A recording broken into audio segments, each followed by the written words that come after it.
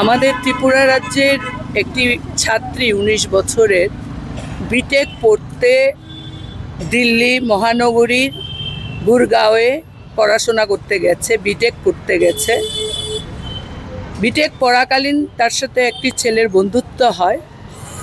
সেই বন্ধু ছেলেটি তার উপর অকথ্য নির্যাতন চালায়।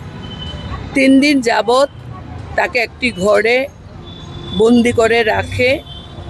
তাকে মানসিকভাবে প্রথমত তাকে টর্চার করে, তারপর তাকে দৈহিকভাবে আক্রমণ করে, তার উপর রেপ হয়, তারপর তার গোপন অঙ্গে স্যানিটাইজার জাতীয় জিনিস ঢেলে দেওয়া হয়, অ্যাসিড ঢেলে দেওয়া হয় এবং পরে তাকে বিভিন্ন জায়গায় আগুন লাগিয়ে দেওয়া হয়।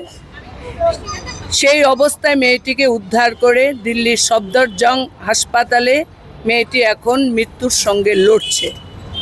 আমরা বিভিন্ন সূত্র থেকে জেনেছি মেয়েটির মা আমাদের রাজ্যের আরক্ষা দপ্তরে কাজ করেন। আমাদের ভারতবর্ষের নারীদের অবস্থা খুব খারাপ, নিরাপত্তাহীনতায় ভুগছে। আমরা রাজ্যের মুখ্যমন্ত্রী, রাজ্যের মহানির্দেশক পুলিশের, ওনাদের সাথে সকাল থেকে আলোচনা করেছি যে আমাদেরকে একটু সময় দেওয়ার জন্য। ওনারা বলেছেন যে চিঠি না দিলে পর ইত্যাদি ইত্যাদি বলেছেন, এখন হবে না, মুখ্যমন্ত্রী মোবাইল রিসিভ করেন না, ওনার অফিস থেকে জানানো হয়েছে। তো বাধ্য হয়ে আমরা আজকে মুখ্যমন্ত্রীর উদ্দেশ্যে এই খোলা চিঠি আমরা দিলাম এবং আমরা আনন্দিত। আমাদের রাজ্যের চিফ সেক্রেটারি ওনার ব্যস্ততার মধ্যেও সন্ধ্যা ৭টায় আমাদেরকে সময় দিয়েছেন, আমরা সেখানে যাব। আমাদের দাবি কি?